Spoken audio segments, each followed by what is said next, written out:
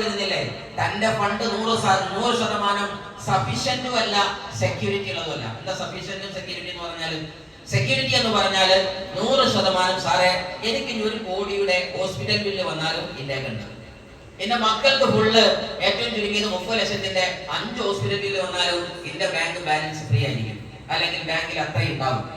അതല്ലെങ്കിൽ സാറേ എന്റെ സ്വപ്നങ്ങൾക്ക് മുഴുവൻ സിആറുകൾ ഒരുപാട് എന്റെ അക്കൗണ്ടിലുണ്ട്. ആർക്കും ഇവിടെ ഉള്ളത്? നമ്മളെ പ്രതീക്ഷ എന്താണെന്നറിയോ? കുറച്ചൊക്കെ ചെലവ് കഴിച്ച് കുറച്ച് സംഖ്യകൾ ബാക്കിയുണ്ട്, ആണോ അല്ലേ? നേരെ കുറച്ചൊരു ഹോസ്പിറ്റൽ ബില്ലും അല്ലാതെ കൊണ്ടാലോ? കനിവുള്ളവരെ കുനിയൂ, ഫിറോസ് കുന്നം പറമ്പിലെ പാഞ്ഞു വരും. പിന്നെ ആരെങ്കിലും ആൾ പാഞ്ഞു വരണം, ആണോ അല്ലേ? തീർന്നോ ഇല്ലേ?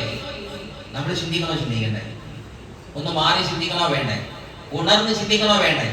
തോന്നുന്ന ആൾക്കാർക്ക് ദൈവീകരണം എങ്കിൽ ആ സെഷനാണ് നമുക്ക് നടത്താനുള്ളത്. So actually on the screen you can see ഇതാണ് നമ്മുടെ പ്രശ്നം. എന്താ പ്രശ്നം? Employee mindset is the big problem. നമ്മുടെ ഏറ്റവും വലിയ പ്രോബ്ലം എന്താണ്? എംപ്ലോയി മൈൻഡ് സെറ്റ് ആണ്.